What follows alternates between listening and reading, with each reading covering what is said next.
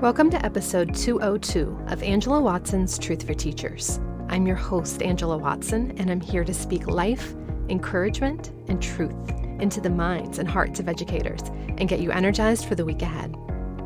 Today, I'm sharing practical strategies for a flexible, resilient pedagogical approach to managing your workload this school year. Visit truthforteachers.com to get the transcript or find our Truth for Teachers podcast community on Facebook. This episode is brought to you in part by ViewSonic, a leading global provider of visual solutions and a dedicated member of the educational community for over 30 years. They're proud to support teachers in schools by releasing new tools to help teachers teach remotely. Their MyViewBoard digital whiteboarding software has multiple distance learning tools that are currently offered for free during these trying times. Teachers have the option to either teach live or record the lesson to be shared later. Check it out today and get access at myviewboard.com/distance-learning. Also, if you want an education master's degree program that equips you to make a real difference in the lives of kids, check out Marian University. They have a 100% online, at-risk, and alternative education master's program. Marian University will help you design and implement alternative education methods and strategies to support our most vulnerable students. Learn from coursework that's designed to promote the ultimate in effectiveness for them and the best in flexibility for you. Visit marianuniversity.edu/ARAE for more info. One quick announcement from me before we dive into our topic of resilient pedagogy. We are opening the doors to the 40-hour Teacher Workweek full year program for 5 days only, today through August 20th. This is a program that I've been running for 5 years, and we have never done this before in August. Normally, you have to get in by July 15th. But timing for back to school prep is so different for many folks this year. So if you heard about the 40-hour Teacher Workweek program, but you felt like early July was just too soon to make the decision to join, this is a second and final chance. When you sign up, you'll have all the back to school resources released to members in July and August. So you'll have all that stuff right up front. 40-hour will then support you in managing your workload and simplifying for the entire upcoming school year. Whether you are teaching remotely, whether you're in a hybrid model, whether you're safe distancing in the classroom, or any changing combination of these. Lots of options are given, so you can explore just the resources that you need at any given time and use the rest later if you'd like. You can even use them in future school years because you'll never lose access to the materials. You can check it out for a full month and get a refund by September 15th if you don't think it's helpful. So there's really nothing to lose. Get in there, try it out for a month. Just go to 40htw.com to learn more. So 40htw.com. And remember, this is just for 5 days. It's today through August 20th. And that's the last chance to join until next summer. So this episode is about developing lesson structures that work for any teaching context, in person, remote, or hybrid. And I'm basing it on a term called resilient pedagogy that I've seen credited to Michigan State University. I've also found some good thinking on it from Joshua Eiler, who wrote in a Twitter thread, essentially, resilient pedagogy is a combination of course design principles and teaching strategies that are as resistant to disruption and to change in the learning environment as possible. I really like that, and I want to tweak the wording a bit here to a flexible, resilient pedagogy, because I think adding in that word about flexible implies that there's no one right way or there's no optimal way to make this work. We are adapting to whatever our students need at the time and whatever needs to be done. I think aiming to make our plans both flexible and resilient will allow us to roll with any changes that might come this school year, and will carry us through to post-pandemic teaching as well. After all, a flexible, resilient pedagogy is a release from our rigid, standardized, pre-pandemic approaches that didn't meet the needs of all learners before. I believe this is the model that will get us through the crisis and help us emerge with more equitable, sustainable, and relevant ways of teaching and learning. So, what exactly does flexible, resilient pedagogy look like in practice? The idea is for your lessons to be as resilient as possible to any needed changes in the format of the instruction. the essential qualities of your lesson plans will be in place no matter the context. For example, you might have a video. It could be of a mini lesson, it could be a book read aloud, and so on. Something that the kids watch, whether they're at home or in the classroom. And then they discuss, either in person or in online breakout rooms. You're using the same basic structure either way. One way to think about this is by planning as if everything is virtual. So this is a really good model for hybrid instruction, or if you anticipate switching from remote learning back to in-person teaching in the near future. It's also necessary if you're required to live stream your in-person classes for remote learners. In other words, flexible resilience is a sound approach for just about everyone. That's because kids in class are receiving nearly the same instruction as the kids at home. This approach is more equitable, and it's also easier to plan for. Use any in-person class time to provide additional support, and then during your planning period or after school, provide additional support to the kids at home if you're also responsible for them. You might have students read a text and then respond to it in Seesaw or in Google Classroom. You can also build in paper options, particularly if you don't have enough devices in class or if you want to limit student screen time. So students could write or draw a response on paper instead of in Seesaw or Google Classroom. They kind of have the choice of whether to do it online or not. This kind of lesson plan can be followed for remote-only instruction as well as in-person only instruction. For a hybrid model, you'd ideally be using this plan in person with some kids and having other kids completed asynchronously at home, with a live meeting happening for check-ins and support at some point. If you're live streaming or providing a recording of your in-person instruction for the kids learning at home, they should be able to complete the assignment just like the kids in class do, with few, if any, modifications. I know that some teachers working on staggered schedules, where kids alternate days of coming to school and learning from home, are planning to have an in-person lesson plan and a virtual lesson plan, both running on the same day. So the kids in class get lesson plan A and the kids at home get lesson plan B, and then they switch the following day. I like this approach in that it allows you to maximize the in-person opportunities as well as the remote learning possibilities, rather than trying to make every lesson fit both. However, this seems a lot more complicated to plan for and to execute. So you may want to consider this approach only after you feel comfortable with managing staggered schedules for a few weeks. At first, try having all kids at home and at school doing the same or similar things each day, so there's one flexibly resilient plan. And this may not be as hard as you think.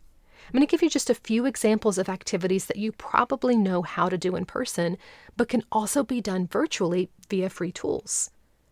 For example, exit tickets, math manipulatives, reading journals, jigsaw, choice boards and learning menus, the TQE method, centers and station rotations, retellings, reflections, and responses, digital notebooks, small group discussion, reading books and real-world texts, Kahoot group learning and review games, and Think, Pair, Share.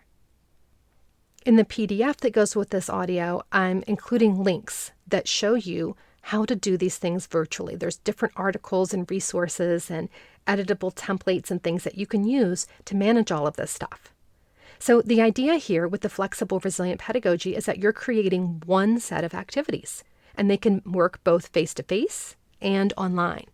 So it won't matter if you're teaching in your classroom or teaching remotely next week, or if some of your kids are at home and some are with you in school, because you now have a plan that works for any scenario. What I'm envisioning is creating structures and frameworks that can be reused over and over again, not only throughout this school year, but for many years to come, because they are flexible and they're resilient to circumstantial change. This approach is at the intersection of what's best for teachers and what's best for kids. And that's what I'm always aiming for. It's best for you as a teacher because you don't have to create multiple versions of every lesson and redo things last minute with COVID changes. This is by far the most manageable approach to teaching that I can imagine for the coming school year. It is absolutely untenable to ask teachers to create online lessons and face-to-face lessons, much less conduct and oversee them both simultaneously. So resilient pedagogy simplifies the workload for teachers.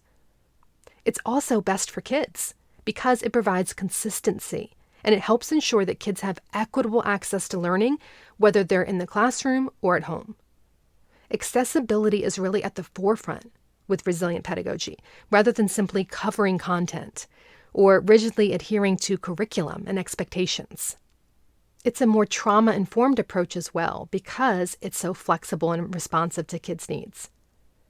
A resilient pedagogical approach will help ensure better equity so that the most vulnerable kids don't bear the brunt of the challenges ahead. It goes hand in hand with trauma-informed, culturally responsive, and anti-bias, anti-racist pedagogy. Each one enhances the other. So again, in the link for this, I have more resources for this, including articles that you can read about emerging best practices. And keep in mind that resilient pedagogy is a term that just began surfacing in spring 2020. So this is really something new. So now I want to give you advice and practical guidelines for making this work for your instruction. These are 11 specific things that you can do. If you are feeling like you have no idea how to begin planning your lessons right now or how to make this all come together, here's what I want you to do.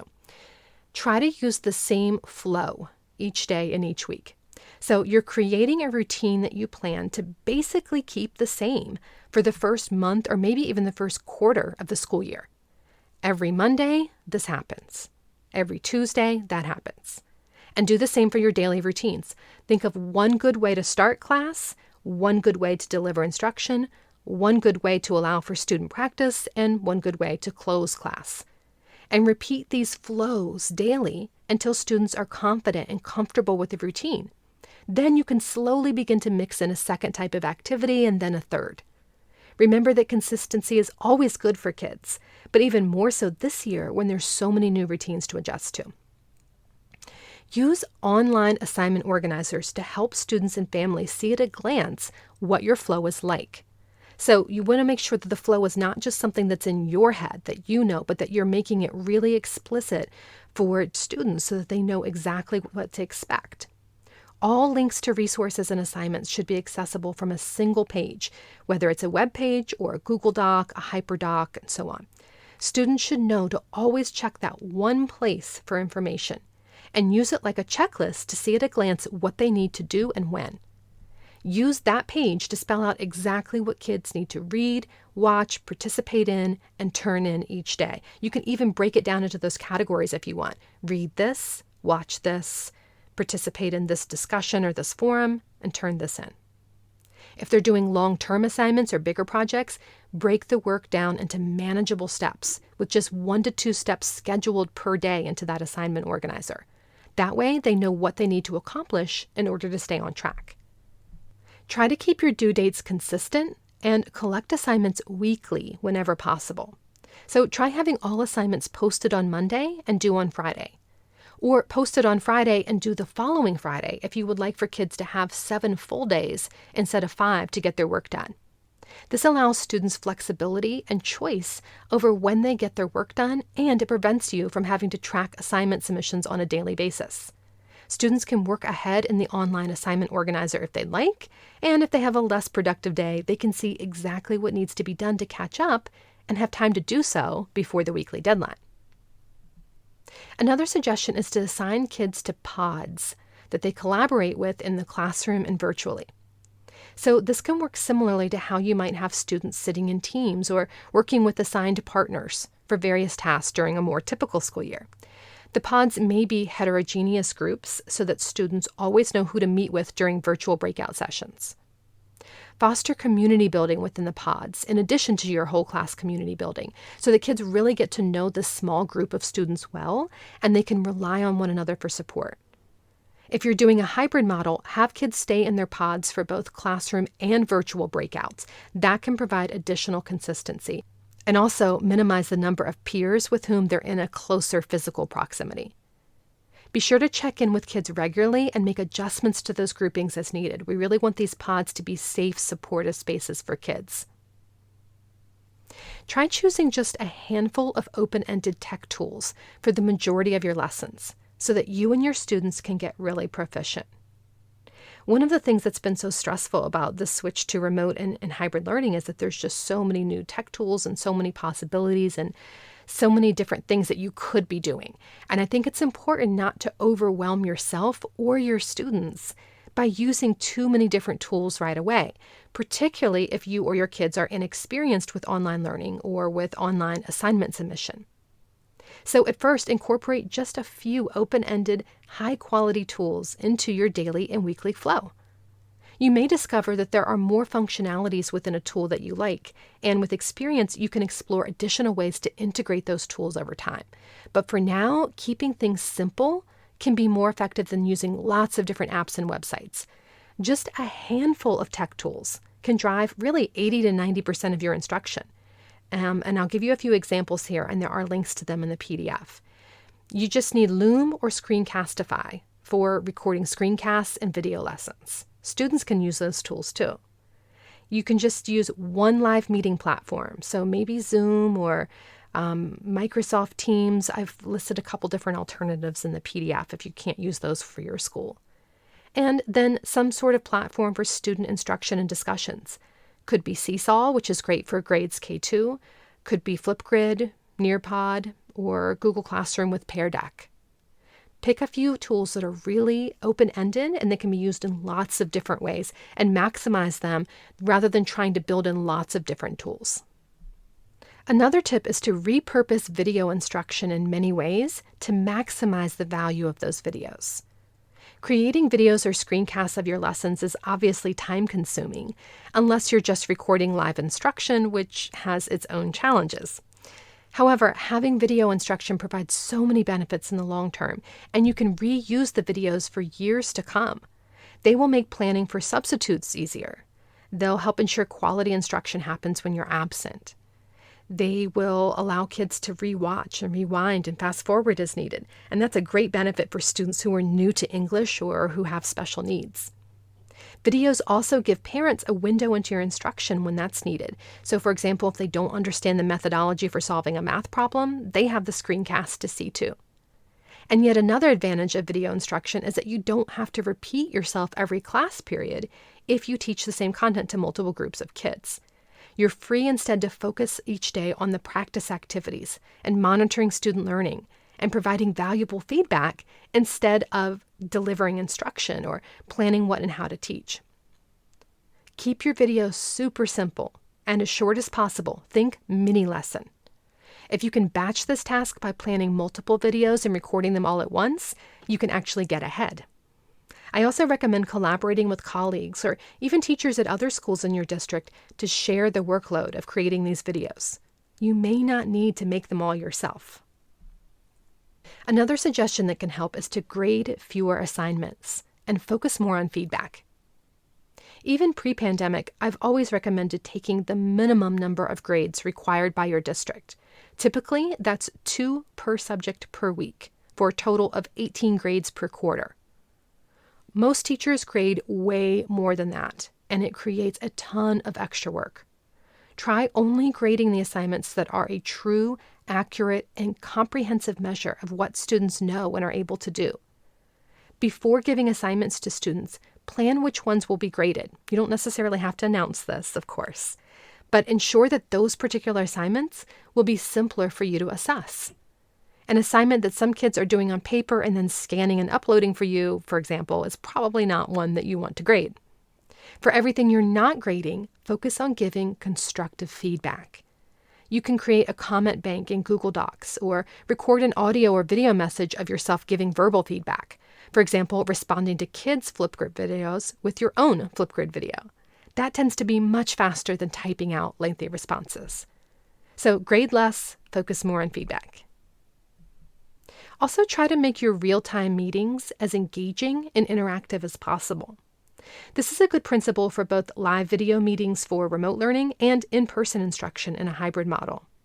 Add in humor and socio-emotional check-ins and lots of peer interactions, even if those interactions are via devices. If students are just watching you teach during live instruction, then try making a pre-recorded video for them to access anytime instead. And use the time when you're all showing up together for extra academic support and human connection. Each time you hold a live meeting that's interesting and fun and interactive and relevant for kids, the more likely it is they are to show up again the next time. Try to opt for more small group and individual check-ins rather than whole class meetings when possible. It can be really difficult to ensure engagement in whole class instruction via Zoom and other video meetings. So try to limit the number of times each week that students are expected to show up for that kind of instruction. And if you can't limit that, if you're required to do it, then remember you don't necessarily have to be delivering instruction for the entire meeting. Try teaching students how to work in breakout groups or how to work independently while you're there in the virtual room with them for support.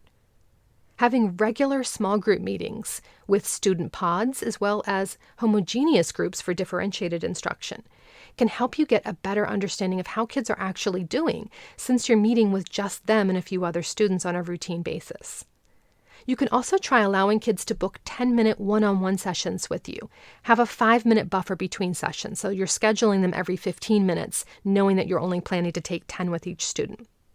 Have these during designated conference hours or support hours to help kids who need more individual guidance. So in other words, if you're really struggling with those whole class Zoom meetings or kids are not showing up, try to make them more individualized and do less meetings where you're expecting everyone to show up and participate and receive the same instruction. It's also important to make sure that you're not assigning work just to fill time or just to keep kids on screens longer than necessary. When possible, and I know that some teachers are mandated to do things differently, but when possible, focus on just the most essential skills and standards.